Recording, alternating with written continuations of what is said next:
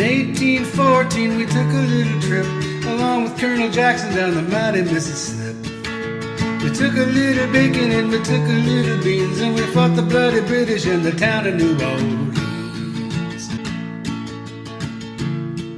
The War of 1812, the last war between the United States and Great Britain, was fought from 1812 to 1815. It ended in a draw, neither side gaining its objective. Yet the Battle of New Orleans, the last big battle and greatest American land victory of that war, had important results in American history. In order to understand the importance of this battle, you need to first understand the people who were living in New Orleans during the 19th century. According to the United States Census of 1810, there were over 7.2 million people living in what we knew as the United States.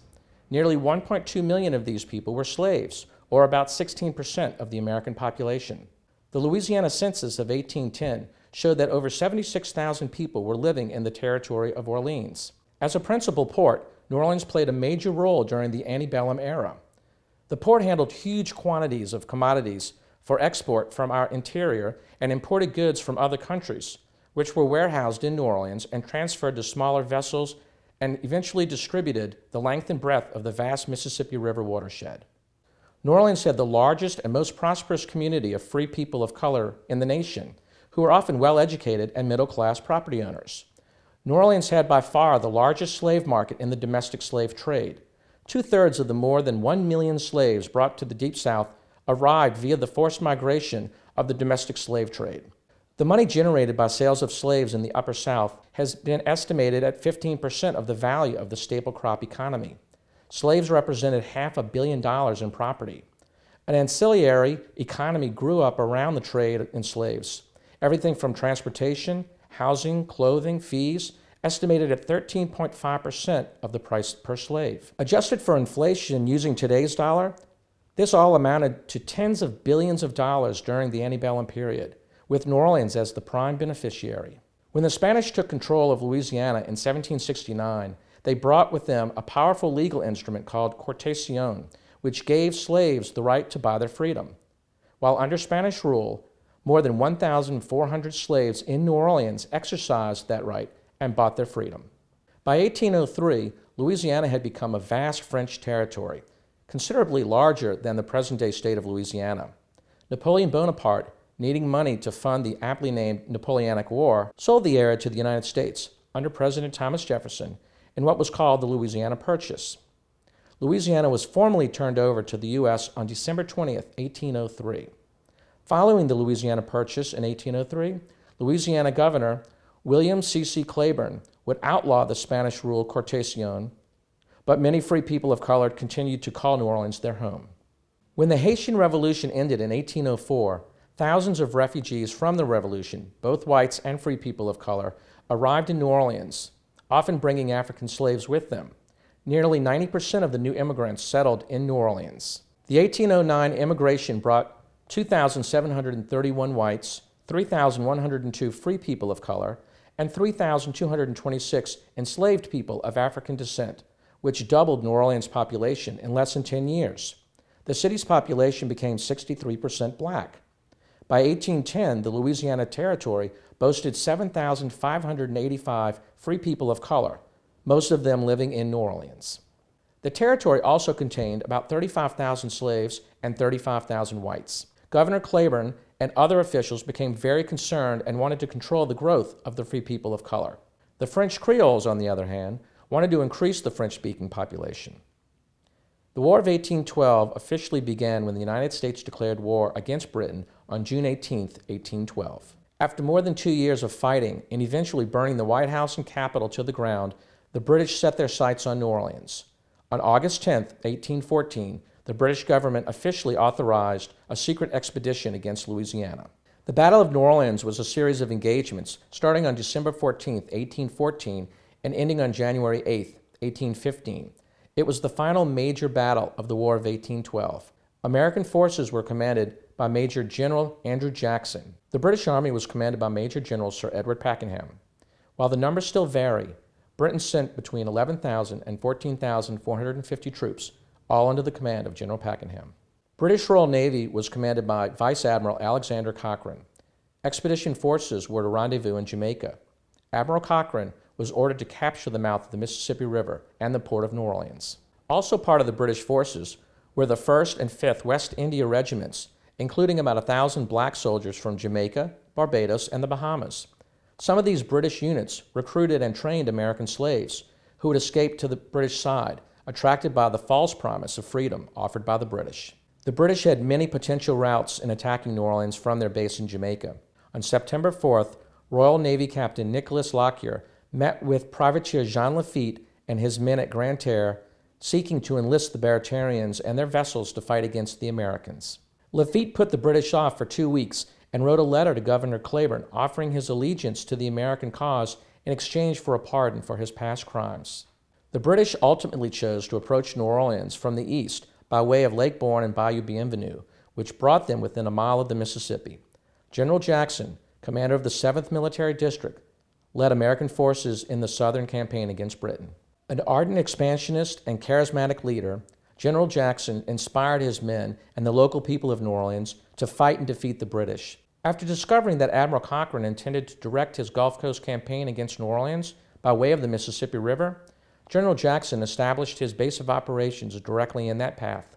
While still considering the British offer, and after being ignored by Governor Claiborne, Jean Lafitte went directly to General Jackson and asked for his promise of amnesty for all past offenses in return for siding with the United States and committing his Baratarian army to battle the British. General Jackson appreciated Lafitte's value and accepted the offer. They shook hands as soldiers. Lafitte's legendary Baratarian army lent assistance to General Jackson throughout the battle, offering guidance, military supplies, and artillery power. Leading the Louisiana militia under General Jackson was Major Jacques Villeray, born in Kenner, Louisiana, and raised by his Creole mother. Leading the New Orleans uniformed militia under Major Villeray was Major Jean-Baptiste Plochet, known mostly for parading around in his beautiful military uniforms. Many of the New Orleans soldiers had previous military experience in France, Santo Domingo, and Latin America. At the time of the Battle of New Orleans, the American forces were much smaller, somewhere between 3,500 and 5,000 soldiers. Despite many challenges, the young General Jackson successfully cobbled together Army troops from Kentucky, Tennessee, and Mississippi, as well as the Louisiana militia. Also included were a battalion of freemen of color, Jean Lafitte's Baratarian Army, and a battalion of volunteers and slaves. Breaking it down even further, General Jackson's army comprised of 968 U.S. Army regulars and 58 U.S. Marines, 106 seamen of the U.S. Naval Battalion, 1,352 Tennessee militia, and 986 Kentucky militia, 1,060 Louisiana militia and volunteers, of which 600 or more were freemen of color and slaves, 150 Mississippi militia, 52 Choctaw warriors, and Jean Lafitte with his Baratarian army. The 1st and 2nd battalions of freemen of color, comprising of over 600 men, played an important role in the Louisiana campaign. In 1812, the Louisiana legislature became the first in the nation to pass an act authorizing a volunteer militia made up exclusively of freemen of color. Louisiana was also the first to commission a free man of color as a U.S. military officer. Fighting with Jackson's forces in Louisiana was a group of Choctaw Indians, longtime enemies of the pro-British Creek Nation. Under the command of Major Pierre Jugon, a part Choctaw scout who had grown up among the Native Americans and spoke various dialects. Distrustful of Jackson from the beginning, citizens of New Orleans formed committees of public safety to protect their homes and private interests. They feared that Jackson would burn their city to the ground rather than surrender it to the British. Behind the front lines, older men and women, both black and white, became home guards to protect wealthy private homes and property, and to control crowds in New Orleans and surrounding towns and posts. Slaves and other poor citizens were forced to widen canals and build defenses along them. Slaves also fortified military positions and fought in several battles of the Louisiana campaign. The Ursuline nuns and free women of color nursed the wounded at hospitals and convents. Women of color sewed uniforms, flags, and bandages for the troops. Jordan Noble was a free person of color, famous for beating the long drum roll in 4 wars, including the Battle of New Orleans. Born in 1800 in Georgia, Noble came to New Orleans in 1811 and joined the U.S. Army 1 year later. Noble participated in several engagements of the Louisiana campaign, and at the Battle of New Orleans he opened with reveille. He later served as a drummer in the Mexican War of 1846 to 1848 and rallied free men of color in New Orleans to form militia companies on behalf of the Confederacy at the outbreak of the Civil War. Noble also served in the Indian War in Florida. Jordan Noble was a true American hero. By December 12th, a large British fleet had anchored in the Gulf of Mexico at the east of Lake Pontchartrain and Lake Borgne. Under the command of Admiral Cochrane, the fleet had more than 8,000 soldiers and sailors. Preventing access to the lakes was an American flotilla consisting of 5 gunboats commanded by Lieutenant Thomas A.P. Catesby Jones. On December 14th, roughly 1,200 British sailors and Royal Marines under British Captain Nicholas Lockyer set out to attack Jones' American force. Captain Lockyer's men sailed in 42 longboats, each armed with a small carronade.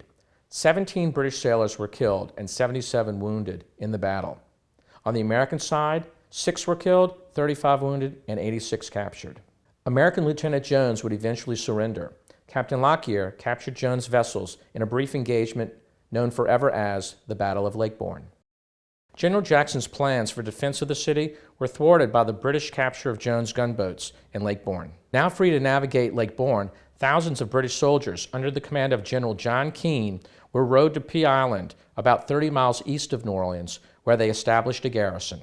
Jackson declared martial law in New Orleans, while 2 British officers dressed as local fishermen secretly mapped a route to the city via Bayou Bienvenue and the Villeray and Delaronde plantations.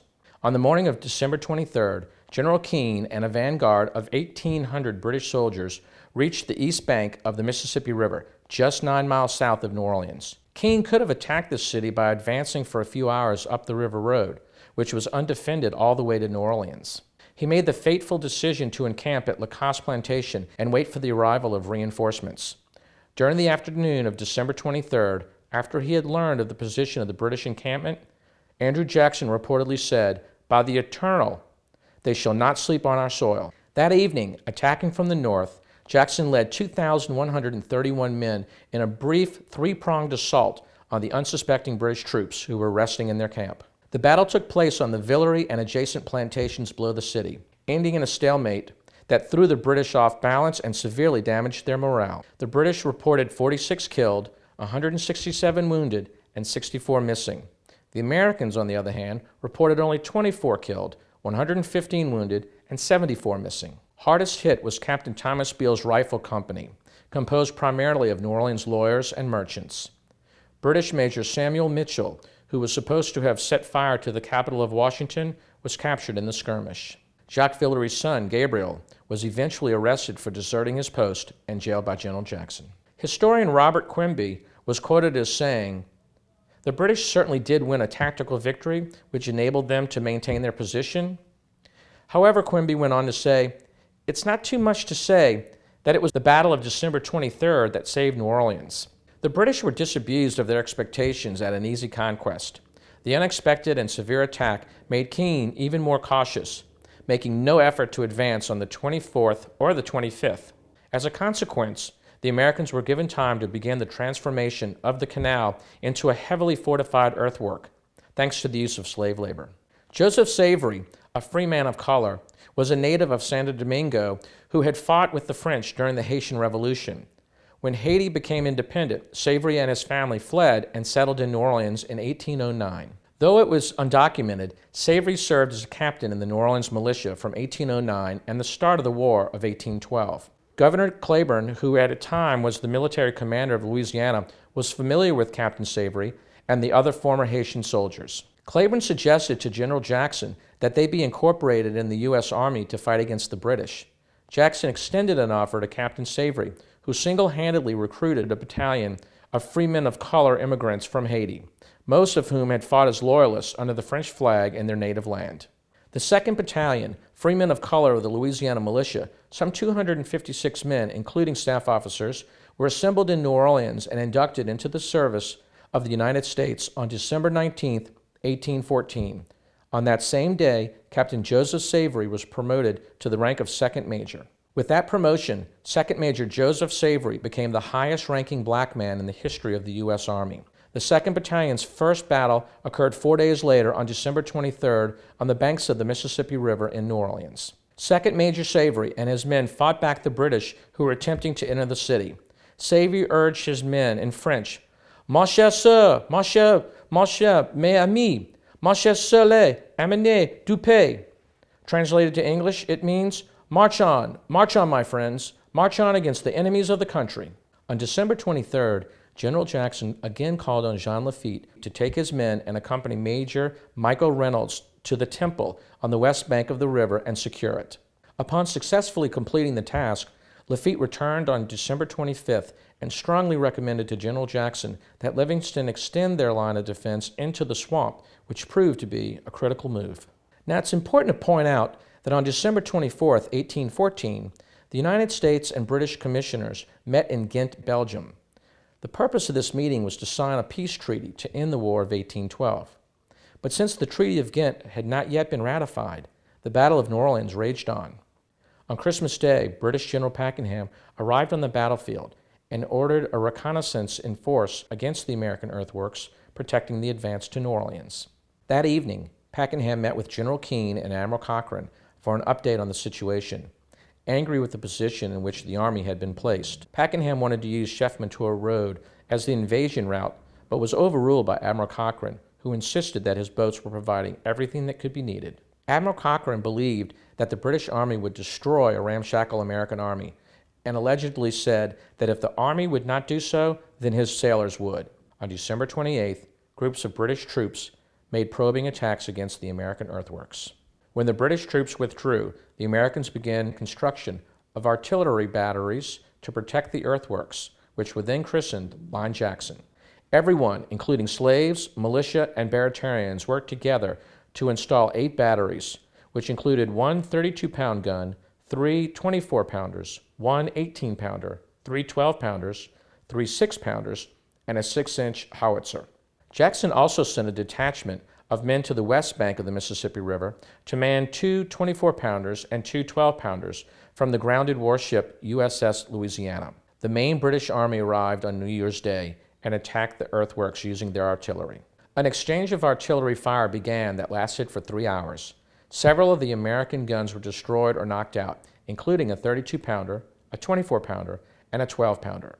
But the British guns ran out of ammunition, which led Pakenham to cancel the attack. Pakenham decided to wait for his entire force of over 8,000 men to assemble before launching his attack. Unknown to Pakenham, the Americans on the left side of Line Jackson near the swamp had broken and run from their position. In the early morning of January 8th, General Pakenham ordered a 2-pronged assault against General Jackson's position. The first group, led by Colonel William Thornton of the 85th Regiment, was to cross the Mississippi River during the night with his 780-strong brigade and move rapidly upriver. They would then storm the batteries commanded by Commodore Daniel Peterson on the flank of the main American entrenchments. Then they were to open fire on Jackson's line with howitzers and rockets. Then the main attack, directly against the earthworks manned by the vast majority of American troops, would be launched in 2 columns, one line along the river led by General Keane and one line along the swamp line led by Major General Samuel Gibbs. The brigade commanded by General Lampert was held in reserve. Preparations for the attack had floundered early, as a canal being dug by Cochrane's sailors collapsed and the dam they made to divert the flow of the river into the canal also failed. This left the sailors to drag the boats of Colonel Thornton's West Bank assault force through the deep mud and left the assault force starting off just before daybreak, about 12 hours later than planned. The attack began under darkness and heavy fog. Just as the British neared the main American line, the fog lifted, exposing them to withering artillery fire. Lieutenant Colonel Thomas Mullins, the British commander of the 44th East Essex Regiment of Foot, had forgotten the ladders and fascines needed to cross the canal and scale the earthworks. Confusion grew as the British tried to close the gap. Most of the senior officers were either killed or wounded, including General Gibbs, who was leading the main attack column on the right, comprising of the 4th, the 21st, the 44th, and the 5th West Indies regiments. Colonel Rennie led a detachment of light companies of the 7th, the 43rd, and the 93rd on the left by the river. Possibly because of Thornton's delay in crossing the river and the withering artillery fire that might have hit them from the west bank, the 93rd Highlanders were ordered to leave Keane's assault column advancing along the river and move across the open field to join the main force on the right of the field. Keane fell wounded as he crossed the field. Colonel Rennie's men managed to attack and overrun an American advance redoubt next to the river, but without reinforcements, they could neither hold the position nor successfully storm the main American line. Within minutes, the American 7th Infantry arrived, moving forward, and fired upon the British in a captured redoubt. Within half an hour, Colonel Rennie and most of his men lay dead. In the main attack on the right, the British infantrymen either flung themselves to the ground, huddled in the canal, or were mowed down by a combination of musket fire and grape shot from the Americans. A handful made it to the top of the parapet on the right, but were either killed or captured. The 95th Rifles had advanced in open skirmish, ordered ahead of the main assault force, and were concealed in the ditch below the parapet, unable to advance further without support. Despite their initial success, the 2nd Battalion, freemen of color of the Louisiana Militia, and another all-black battalion, probably slaves, which had been subsequently organized, were held in reserve during the main Battle of New Orleans on January 8th. Coming prepared to fight and fully prepared to win, 2nd Major Savory and the 2nd Battalion defied Major Villery's orders. The brave 2nd Battalion rushed to the front to participate in the rout of the British forces. General Jackson believed that rout began when one of the members of the 2nd Battalion killed British Commanding General Pakenham on the field of battle. General Jackson publicly praised the 2nd Battalion and its commander, 2nd Major Joseph Savory. With most of their senior officers dead or wounded, the British soldiers, having no orders to advance further or retreat, stood out in the open and were shot apart with grape shot from Line Jackson. After about 20 more minutes of bloodletting, General Lambert assumed command and eventually ordered a withdrawal. Soldiers described battlefield action as confused and haphazard in the dark hours of that foggy morning. On the eve of the battle, the Ursuline nuns, along with many faithful people of New Orleans, gathered in the Ursuline Convent's chapel before the statue of Our Lady of Prompt Succor. They spent the entire night praying and crying before the holy statue, begging for the Virgin Mary's intercession. On the morning of January 8th, the Very Reverend William Doberg offered Mass at the altar on which the statue of Our Lady had been placed. The prioress of the Ursuline Convent, Mother Superior Marie Olivier Devizine, made a vow to have a Mass of Thanksgiving sung annually should the American forces prevail. General Jackson was to find out later that day that at the very moment of communion, a courier ran into the Ursuline Chapel to inform all those present that the British had been defeated. General Jackson went to the convent himself to thank the nuns for their prayers. By the blessing of heaven, directing the valor of the troops under my command, one of the most brilliant victories in the annals of war was obtained, said General Jackson. The vow made by Mother Superior Marie has been faithfully kept throughout the years. Britain suffered over 2,000 casualties in the decisive battle, where General Jackson lost only 71 American soldiers. The British forces withdrew through Lake Bourne and into the Gulf, firing on Fort St. Philip for over a week before sailing out to the sea for good. The American victory in the Gulf region forced the British to recognize New Orleans' claims to Louisiana and West Florida and to ratify the Treaty of Ghent, which ended the war. The Battle of New Orleans also marked the state's political incorporation into the Union. After the British departed, Jackson redistributed his army and permitted some of the men to return to their homes in New Orleans. There were parades, a triumphal arch, and as the climax of the celebration, a Te Deum at the cathedral, where the crowds outside joined in singing hymns of thanksgiving. Even though Americans celebrated, their troubles were not over when the enemy left. The troops had long been exposed to every kind of weather, and now disease began to take a toll, far heavier than the battle, with over 1,000 men dying. The worst defeat suffered by the British in years produced a psychological high point for the American people. Ironically, the role freemen of color played was soon overlooked, as black veterans were not permitted to march in the annual parade celebrating the victory.